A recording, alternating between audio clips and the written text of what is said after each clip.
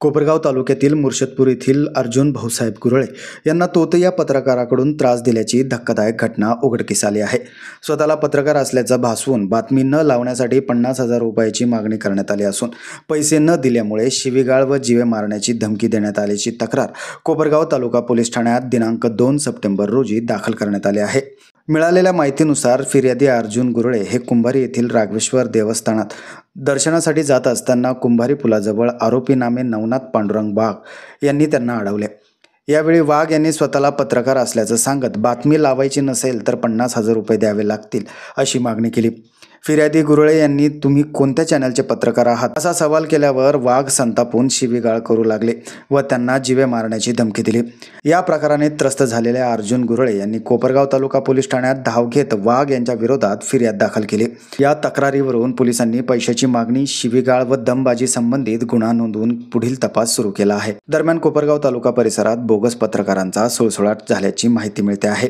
अवैध व्यवसाय करणाऱ्यांकडून व्हिडिओ काढून पैसे उकळणे, खोट्या ओळखपत्राचा वापर करून अधिकाऱ्यांना धमकावणे असे प्रकार सर्रास सुरू असल्याची तक्रार वारंवार समोर येत आहे। याबाबत तालुका इलेक्ट्रॉनिक मीडियाने यापूर्वी संबंधित कार्यालयांना अधिकृत पत्रकारांची यादी दिली असून तोतया पत्रकारांविरुद्ध कठोर कारवाई करण्याची मागणी पोलीस प्रशासनाकडून करण्यात आली आहे। दरम्यान सदर घटनेचा तपास कोपरगाव तालुका पोलीस करत असून तक्रारदार अर्जुन गुरळे यांनी मला न्याय मिळावा अशी मागणी केली आहे। मी मुर्शदपूरचा रहिवासी असून मी राघवेश्वर मंदिरात दर्शनाला जात असताना मला तिथं नवनाथ पांडुरंग वाघ यांनी अडवलं। तो तुम्हाला बोलला, तुझं बांधकाम अनलिगली पद्धतीने बांधलेलं आहे, त्याच्या वावरात काही परमिशन नसताना तो बांधकाम केलेलं आहे। मी जर बातमी लावली तर ते बांधकाम पाडण्यात येईल, तू मला पैसे दे, 50,000 रुपये दे, मी तुझं बातमी नाही लावणार। मग त्याचं तू मला 50,000 रुपये दिले तर मी त्याची बातमी नाही लावणार, तुझं बांधकाम पाडण्यात नाही येणार।